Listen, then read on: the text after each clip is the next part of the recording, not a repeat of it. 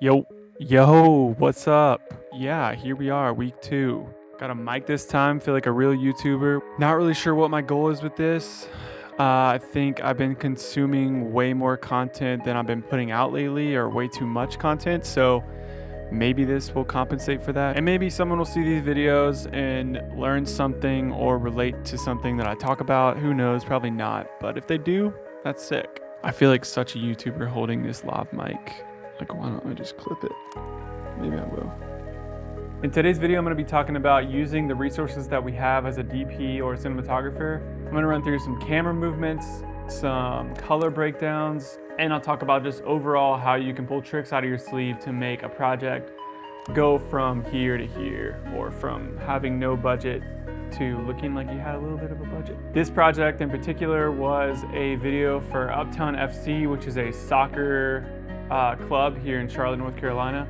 We did a one-day shoot with 4 or 5 locations. So the scene I'll be covering today is in an alleyway. Every shot that I will run through is in the same alley. The first shot is a wide shot, so it'll give you a sense of the scene as a whole. And then the following shots will be medium to tight shots inside the alleyway. This whole commercial was shot on the red Komodo in combination with the RE Ultra Prime 8R. It's rectangular, so there's not any distortion. So at 8 millimeters and no distortion, it's just a pretty wild look. You'll see that in this commercial. The wide lenses are pretty in right now. I've used this lens in particular for 2 commercials now, or 3 commercials. It's obviously a specific look. You wouldn't want to use it for everything, but to get that wide of an angle with no distortion is pretty crazy. Was that even usable? This first shot here is the first shot of the whole commercial, so it's a little longer, and then these other clips are a little shorter. Like I said, this is all one scene taking place in this alleyway in between these 2 parking garages. So this first shot being wider and the other shots being somewhat tighter, but everything shot on the same lens. So I'm gonna hop over in my color tab here. This first shot was on sticks. Pretty simple shot here, panning down from the sky to our subject. We were standing on somewhat of an overhang between the 2 parking garages here. So we were able to be elevated from where our subject was and panning down from the sky to where our subject was below us. The node structures on all these clips are pretty similar, aside from the core of each node structure where I adjust specific things on each shot. So this shot being denoise, resolution, and grain, our color space transform in this node. Halation is the same across all these. Saturation balance is just prepping us for our look. And then here is where kind of the magic happens. So our exposure node is different for obviously every clip because every clip is different. Our exposure saturation here was just the saturation on these walls. I brought down a ton and then added some blue tones into those. These walls were a little warmer than I wanted them to be, so adding those blue tones looked good in my opinion. And then this shot here, I qualified the wall. The wall was super hot from the start just because the light from the sky was hitting all of this. So qualifying that wall really helped with bringing those levels down and just putting more emphasis on our subject there in the middle of frame. And you can just kind of tell here. Also, these shots I pushed pretty hard. So pushing them so hard, the denoise really helps with some of that chromatic noise in the walls. So you can just tell when I toggle this on and off how much of that noise gets cleaned up in this street, and the walls here just super noisy just because I added so much of a look on these shots. That just cleans it up a ton. The print film emulation I went with for this project was the 3513 D55. It's a Fujifilm print film emulation, and I just really liked the way that it brought out the blues and greens in these tones here. Going over to our second shot here, we were inside of this parking garage. So down here, you can kind of tell, but so this level here is not the bottom level. There's another level under this level. So underneath this fence is where we were. That fence kind of starts like chest level. So I was holding the camera at an angle here with our subject outside of the fence on the ground level. Angling the camera here really helped with adding some emphasis on our subject here in the middle. And then all these nodes here also do a ton. Like this wall node is the same thing I had on the previous shot where I brought those levels down in this wall over here. And then we have our exposure saturation, same thing with the wall. There was just warm tones that I didn't want there, so I brought those out and added some blue tones into those shadows. This node here, I called it the light node, but it's basically keyed out this part of the frame here because the asphalt was just super bright. So I took that out. You can kind of see when I toggle it on and off how much that does.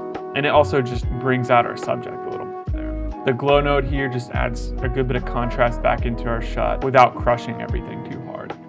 Hopping over to this next shot here, this was my favorite shot in the whole commercial. This really showcases where movement and color can really help with bringing a spot like this to life where there's not a lot of budget for crew. I'm really a fan of the movement that we got on this one. This was a handheld shot. Camera is low, so I'm kind of holding the camera at the ground and then walking towards our subject here. This really shows where movement and color can really add pop to an image. So I'll run through my node structure here really fast.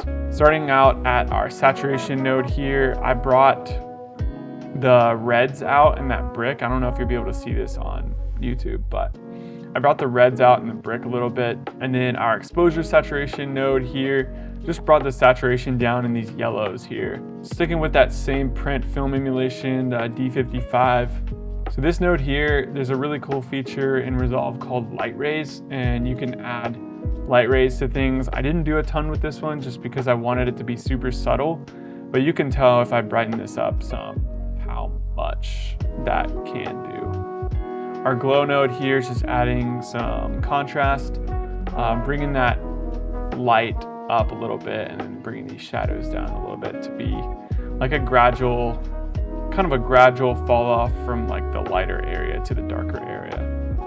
Moving over to these specific nodes here, like I said, I really pushed this image in particular a lot. So this node here, palette, is what it's called. I drew a shape around this palette here. The palette was super bright, so I wanted to bring it down to make sure that our subject was standing out amongst all this clutter here. I love the palette being in frame there, just adds some interest, but bringing those levels down on the palette really helps with bringing our subject out.